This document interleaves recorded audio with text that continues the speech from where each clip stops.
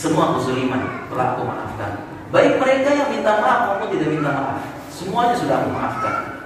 Buat apa aku membawa dendam? Buat apa aku membawa rasa sesak di alam kubur? Aku ingin kembali kepada Allah. Aku ingin berjumpa dengan Allah sebagaimana firman Allah Subhanahu wa taala, "Ya ayyatuhan nafsul mutmainnah, irji'i ila rabbiki radiyatan mardiyah, udkhuli fi ibadi wadkhuli jannati." Wahai jiwa yang tenang, nafsul mutmainnah, jiwa yang tenang, tidak membawa dendam, tidak membawa rasa sesak, tidak membawa kesusahan, tidak membawa dosa. Wahai jiwa yang tenang, kembalilah di sisi Rabbmu, kembali kepada Allah, berjumpa kepada Allah. Dan Allah akan berfirman, masuklah kepada hamba-hambaku dan masuklah surgamu dalam keadaan radiyah, Allah meridhoi, wa mardiyah, dan diridhoi. Semua kesalahan manusia aku maafkan. Aku tidak ada dendam lagi, tidak ada kesusahan, tidak ada rasa sesak. Dalam sebulan ini aku akan minta maaf dan meminta maaf dan memaafkan seluruh manusia. Lega dada, lapang rasa dada ini. Tidak seperti kalian manusia yang sehat-sehat. Sungguh kasihan yang sehat-sehat ini. Kalian dendam, kalian ingin membalas. Dada sesak, dada bergumul, hati tidak tenang sebelum membalas. Malam-malam hari kalian habiskan untuk berpikir, mencari akal, memutar otak bagaimana cara mendendam, bagaimana cara membalas. Tidur kalian yang nyenyak, dipikirkan bagaimana membalaskan dendam. Kalian menyimpan rasa, bahkan hal itu kalian bawa di akhirat kelak, dan itu menjadi hal yang susah, menyusahkan di akhirat. Ada persidangan di dunia. Walaupun aku, insya Allah tidak ada persidangan lagi, tidak ada hal lagi, karena urusanku selesai semua di dunia. Manusia aku maafkan dan aku minta maaf. Adapun kalian nanti akan sidang, akan berjumpa, akan bersengketa. Yang sehat-sehat ini akan bersengketa di hari kiamat. Tidak peduli nafsi-nafsi sendiri-sendiri, mana hartamu, kemana pahalamu aku butuh. Ini dosaku aku kasih, tak pernah zulim. Kasihan kalian yang sehat-sehat. Jadi aku sedang bahagia. Kenapa kalian kasihan? Kasihanilah kalian diri kalian sendiri. Dan aku pun minta tolong kepada seluruh manusia agar memaafkan aku, dan aku pun mengumumkan bahwasanya seluruh manusia bahkan semesta alam telah aku maafkan, baik mereka minta maaf ataupun tidak minta maaf. Dan sungguh kasihan kalian yang sehat-sehat ini. Kasihan yang sehat-sehat, karena kalian tidak tahu kapan kematian. Kematian adalah rahasia perbandaran Allah Subhanahu wa taala, perbandaran al-ghaib. Kalian tidak tahu kapan mati. Adapun aku sebentar, sebulan lagi akan mati. Aku persiapkan bagaimana bisa husnul khotimah, berjumpa dengan Allah. Adapun kalian yang sehat-sehat, kalian tidak tahu kapan kematian. Kasihanilah diri kalian yang sehat-sehat. Bisa jadi yang sehat-sehat ini mati, wafat dalam keadaan bermaksiat kepada Allah Subhanahu wa taala, dalam keadaan lalai, dalam keadaan melakukan kesyirikan, waliyadzubillah, mudah-mudahan kita dijaga, dalam keadaan sedang melanggar hududullah, melanggar hak batasan Allah. Bisa jadi kalian yang sehat-sehat ini mati mendadak dalam keadaan Allah murkai, dalam keadaan melakukan maksiat, di tempat-tempat maksiat, di posisi-posisi yang maksiat, dan sedang berzina, sedang menipu, sedang ini dan sebagainya. Kasihan kalian yang sehat-sehat. Siapa yang menjamin? Adapun aku, ini berita gembira. Aku siapkan tempat wafat terbaik, waktu wafat terbaik. Yang sehat-sehat kalian lalai, kasihan. Siapa yang bisa menjamin kalian yang sehat-sehat wafat di atas ketaatan dan di atas ridho Allah Subhanahu wa taala? Siapa tahu fitnah menyambar, fitnah wanita, fitnah harta, fitnah jabatan, sedang lalai. Turatul fitnah alal qulub. Fitnah itu dipampangkan kepada hati manusia, dan kita berada di zaman fitnah sekarang. Siapa tahu kalian sedang dalam keadaan lalai, wafat sambil pegang HP, wafat sambil dengar ini, wafat sambil sedang asik-asik di diskotik, wafat sambil sedang menikmati kemaksiatan. Siapa yang menjamin? Dan kita berada di zaman fitnah sebagaimana hadis hadis tadi itu radul fitan ala qulubil mu'min. Udan-udan. Kalau hasiri udan-udan. Yang namanya fitnah itu dipampang di hati seorang mukmin, terus terpampang, akhirnya terbentuk sebagaimana tikar, tapi udan-udan seutas-seutas. Udan-udan dibentuk satu utas ditambah, akhirnya jadi tikar yang utuh. Betullah fitnah dipampangkan kepada kita pelan-pelan, sehingga yang sebelumnya istiqomah, sebelumnya rajin, sebelumnya di atas agama, sebelumnya akhlaknya mulia, akidahnya bagus, bukan berubah tiba-tiba di masjid malamnya di diskotik. Gak ada yang seperti itu. Tidak ada yang paginya di masjid malamnya di diskotik. Tidak ada yang seperti itu. Tapi pelan-pelan berubah. Itu radul fitan. Semua pelan-pelan. Yang sebelumnya pagi-paginya pakai jilbab, bahkan pakai cadar, malamnya langsung berpakaian seksi. Gak ada seperti itu. Semua pelan-pelan. Makanya itu radul fitan. Dipampangkan pelan-pelan sebagaimana tikar disusun. Udan-udan. Gak ada yang seperti itu. Dan itulah tempat mahalul ghaflah, tempat lalainya seseorang. Pelan-pelan dan tidak sadar. Makanya kasihan yang sehat-sehat. Kasihan diri kalian. Kalian tidak sehat seperti itu. Potensi kalian wafat tidak di atas ketaatan Allah lebih besar. Kasihanilah kalian. Gak usah pikirin aku.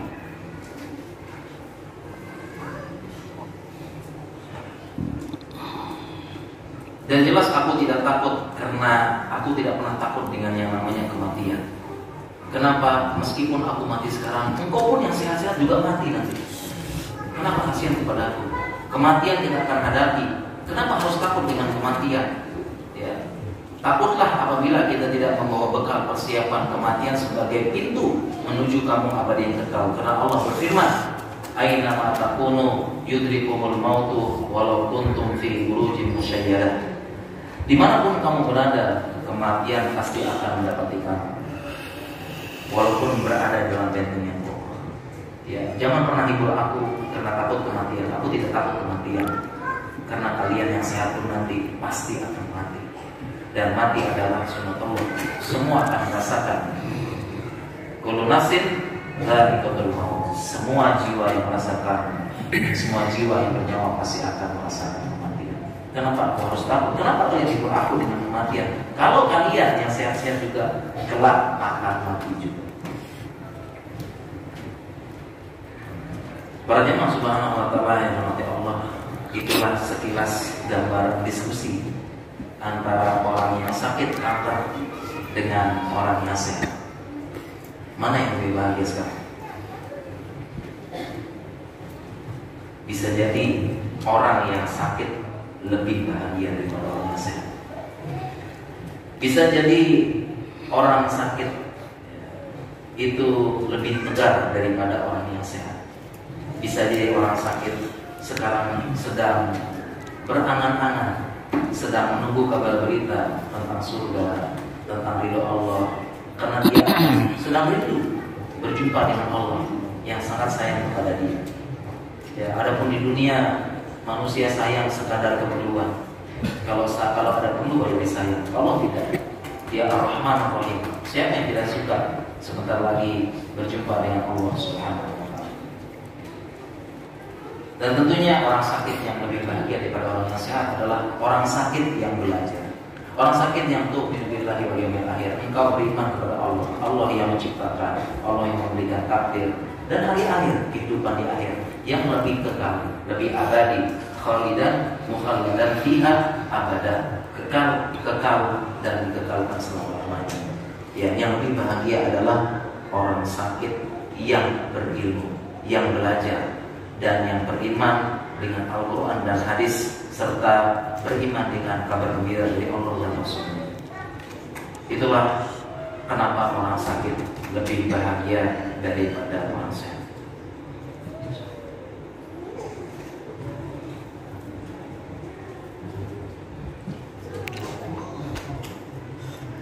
Baik para jemaah sekalian, dari panitia minta dilanjutkan materinya.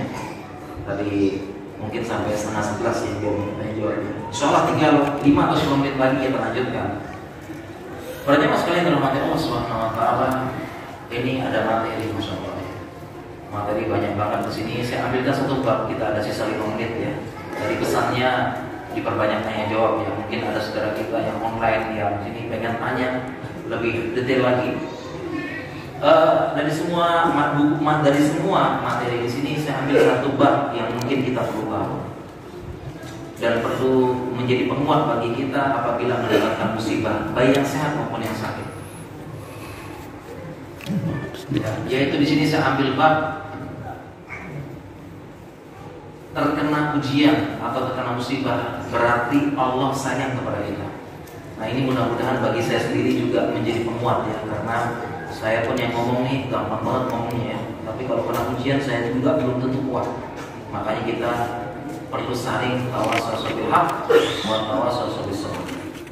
Itulah kita ya. Kadang saya kuat, perlu dapat nasihat, kadang jamaah juga perlu dikuatkan, perlu dapat nasihat. Jadi makanya ayatnya tawassul, saling menasihati. Kadang kita kuat, kadang kita lemah. Kadang kita memberikan nasihat, kadang kita butuh nasihat. Makanya tawassul, saling menasihati siapapun itu, termasuk saya. Nah mudah-mudahan kita bisa menerapkan. Kalau terkena ujian dan musibah berarti Allah sayang kepada kita. Karena Nabi SAW bersabda, "Idza aradallahu bi'abdihi khaira, ajjala lahu al-uqubata fid dunya." Kalau Allah menginginkan kebaikan kepada hambanya, Allah segerakan hukumannya di dunia. Segerakan. Jadi kalau kita sedang susah, sedang musibah dan yang lain-lain itu sebenarnya Allah lagi sayang kepada kita.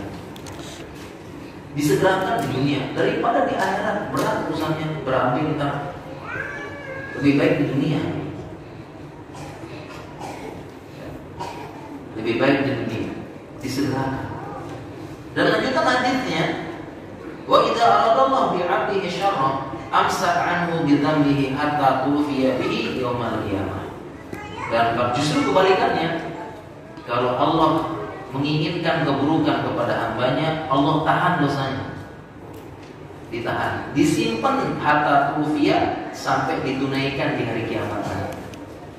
Tentunya kita yang beriman kepada Allah dan hari akhir, makanya begitu banyak ayat-ayat dalam Al-Quran itu tu'minu billahi wal yawmil akhir, tu'minu billahi wal yawmil akhir, tu'minu billahi wal yawmil akhir. Karena kita beriman kepada Allah dan hari akhir itu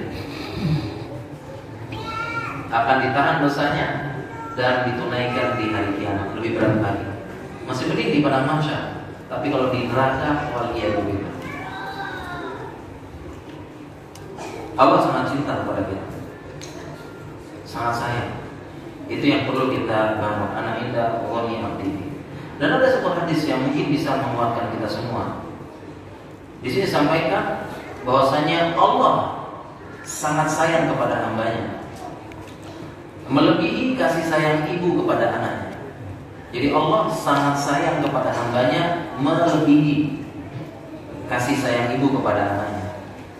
Di sini saya ambilkan sebuah hadis riwayat Bukhari dan Muslim. Riwayat dari Ibnu Umar, pernah Nabi bersama sahabatnya sedang berkumpul. Kemudian ada didatangkan tawanan perang, termasuk wanita dan anak-anak. Di antara tawanan tersebut ada seorang wanita yang punya bayi dan sedang menyusui. Yang namanya tawanan sangat banyak, dibawa ke sana ke sini, jalan dan sebagainya. Maka dia baru menyadari ternyata seorang ibu ini sedang terpisah dari bayinya. Bayi yang digendong dan masih disusui tersebut tiba-tiba sudah tidak ada di pangkuannya, hilang karena perang dan sebagainya. Mulailah sang ibu bertanya ke sana kemari, apakah engkau melihat bayiku? Orang tersebut yang ditanya pun menjawab tidak melihat. Mulailah rona wajah sedih dari sang ibu. Dia bertanya ke sana ke sini lagi, apakah engkau melihat bayiku? Mulai dia sedih lagi. Tidak wahai ibu. Mulai dia bunda, bulana. Dia bertanya lagi ke sana ke sini, apakah engkau melihat bayiku? Orang tersebut menjawab tidak. Bahkan dia mulai berjalan tambah kebingungan dan sampai-sampai seperti orang gila. Sang ibu yang mengkhawatirkan anaknya. Kejadian ini dilihat oleh Nabi dan para sahabat. Dia sang ibunya kesana sini mencari bayinya, bertanya kesana sini, linglung, kebingungan dan hampir gila. Dan qadarullah, akhirnya Allah tetapkan sang ibu ini akhirnya mendapati bayinya tersebut. Akhirnya dia dapati bayinya masih disusui. Dan ketika dia dapati bayinya, segera diambil, digendong, dipeluk, didekat, dan disusui, serta dia elus dan dia curahkan semua kasih sayangnya kepada bayi tersebut. Kejadian ini dilihat oleh Nabi SAW dan para sahabat. Kemudian Nabi SAW bertanya kepada para sahabat, apakah engkau melihat kejadian tersebut? Kemudian Nabi bertanya, tarawna anna hadhihi qaridatun waladaha finnar.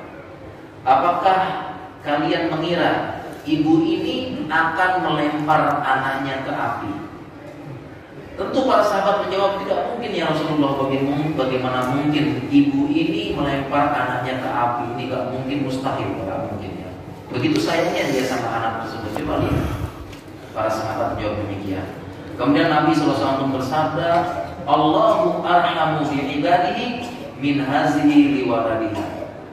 Ketahuilah para sahabatku, sesungguhnya Allah lebih sayang kepada hambanya melebihi kasih sayang ibu tadi kepada anaknya.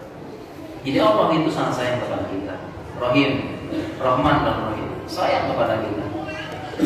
Sekiranya ibu tadi tidak tega melempar anaknya ke api, sesungguhnya Allah lebih tidak tega lagi melempar kita semua ke api neraka. Allah tidak tega, karena Allah sangat sayang kepada kita. Allah sangat sayang kepada hambanya sebagaimana ibu tadi. Makanya Nabi membuat pemisalan, apakah tega, apakah mungkin ibu ini melempar anaknya ke api? Kalau tidak terlalu ada final, gak mungkin juga. Allah juga gak tega, lebih gak tega lagi. Memang, tapi kenapa ada manusia yang masuk neraka? Karena Allah sangat sayang kepada hambanya. Tetapi yang terjadi, hambanya lari dari Allah, hambanya kabur, hambanya tidak mau dekat kepada Allah. Setiap Allah berusaha memberikan hidayah, mengetuk hatinya, dia kabur, dia lari. Bagaimana bisa disayang sama Allah Subhanahu wa Ta'ala? Hambanya yang kabur, hambanya yang menjauh, hambanya tidak acuh. Bagaimana Allah bisa sayang kepada dia?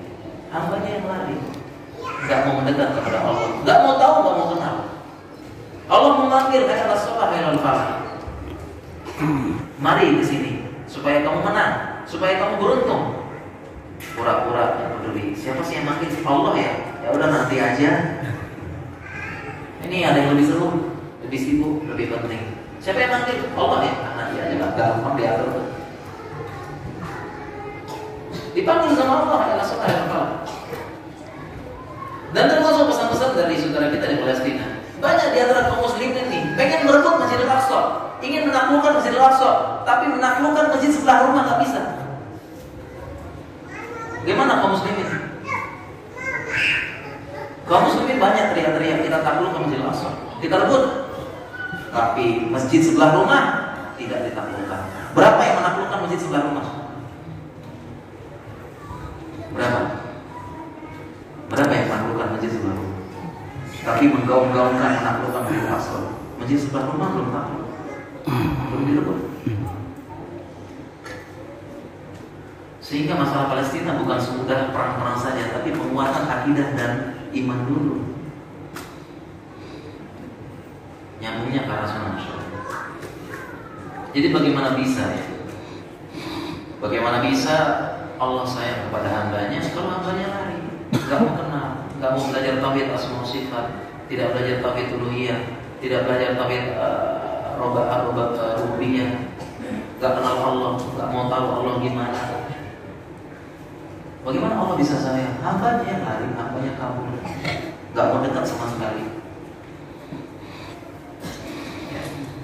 Dan mudah-mudahan kita belajar ya, kita tahu sifat Allah Subhanahu wa Ta'ala ini lebih memudahkan kita mendapatkan ujian dan musibah. Para jemaah sekalian dirahmati Allah Subhanahu wa Ta'ala, mungkin demikian materi yang bisa kita sampaikan dari buku ini. Ya, dari buku saya di sini memang penjelasannya panjang lebar ya. Tadi kita baru satu bab aja udah lama banget gitu ya, apalagi jelasin bab yang lain, dan mudah-mudahan dalam kesempatan kita bisa membahas, dan yang lebih penting kita bisa mengamalkan ilmu kita, dan Allah memudahkan untuk mengamalkan ilmu kita. Allahumma a'inni ala dzikrika wa syukrika wa husni ibadatik.